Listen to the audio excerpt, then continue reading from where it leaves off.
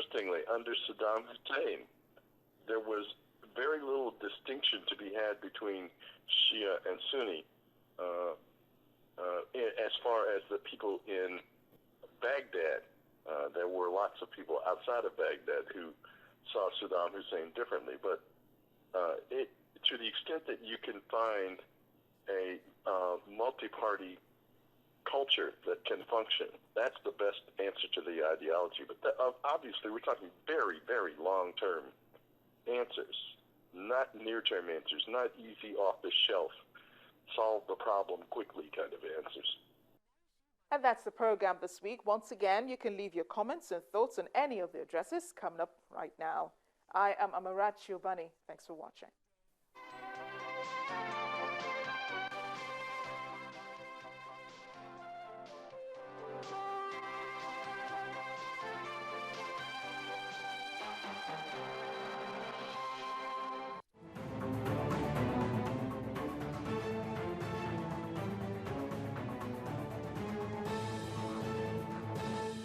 Health workers managing Ebola patients at the Infectious Disease Hospital in Lagos have been commended for their courage, compassion, and sacrifice.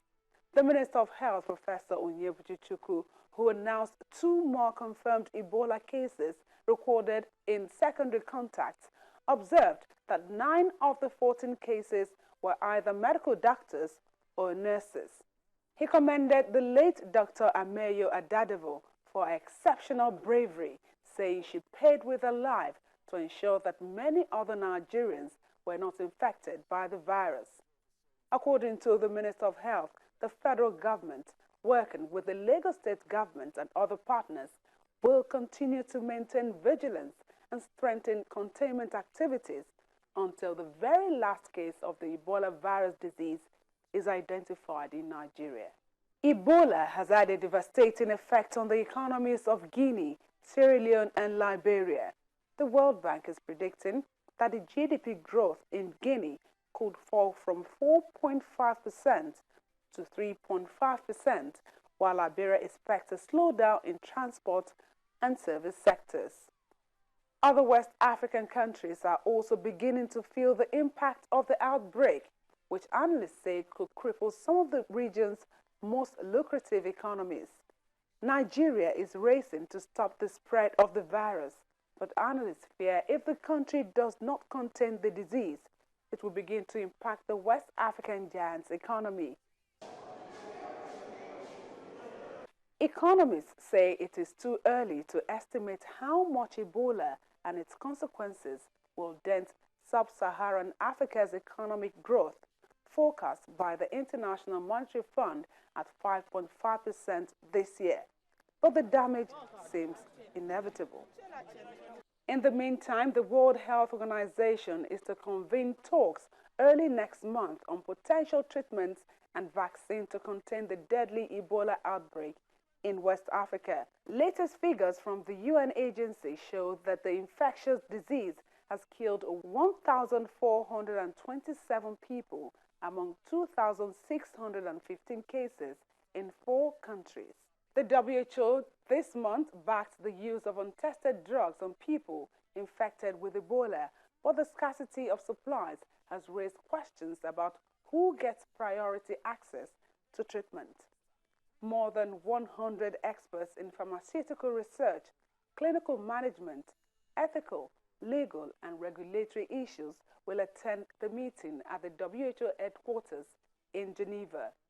Meanwhile, the Democratic Republic of Congo has activated a national contingency plan with an investment of $2.3 million to fight the Ebola virus if it gets into the country. According to the spokesman for the United Nations Peacekeeping Mission in DRC, Mr. Charles Bambara, the money will be mainly used to strengthen medical centers' abilities in responding to the Ebola virus and improve the inspection and quarantine facilities in the border area. No Ebola case has been confirmed yet in DRC, but the country remains at high risk. The DRC government has assured its people that the related health departments have enough experience to cope with the current situation, since the country has experienced at least 7 small-scale Ebola outbreaks. In 1976, the Ebola virus was first discovered in DRC and was such named because the affected area was close to a river named Ebola. Finally, the Health Service Executive HSE of Ireland has said that the country is testing a dead person who recently returned from Africa for the Ebola virus. Appropriate infection control procedures are being put in place in the community and at the mortuary in the northwest county of Donegal, where the person's remains lie, pending the outcome of laboratory tests. The HSE did not provide the age, gender, or any other details about the dead person.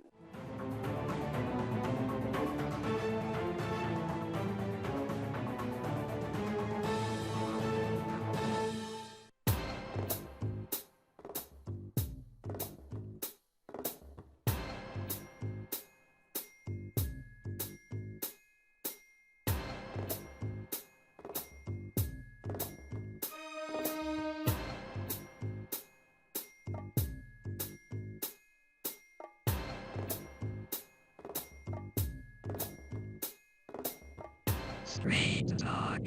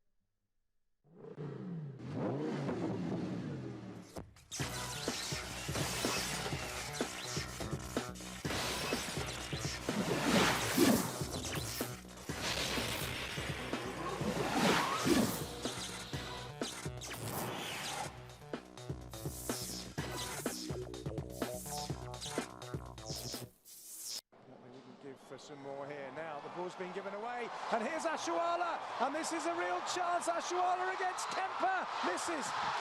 A let-off for the Germans and a warning for the Germans that they simply cannot give the ball away in central midfield because Ashuala is so quick that they will more often than not end up punished. The goalkeeper came out decisively.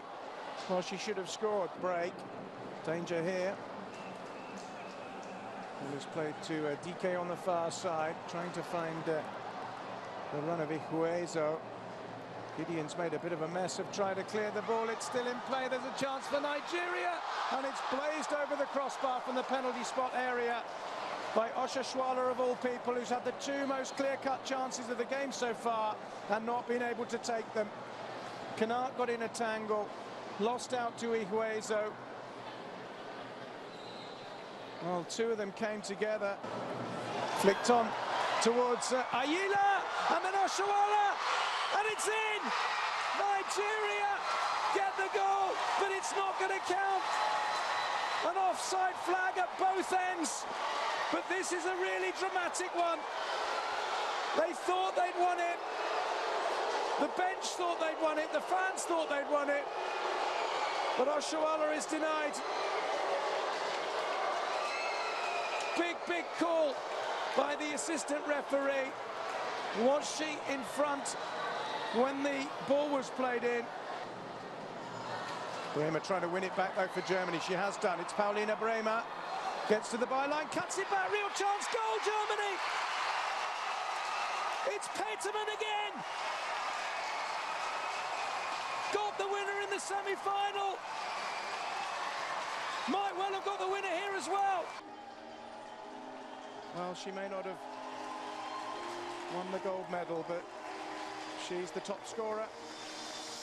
Fabulous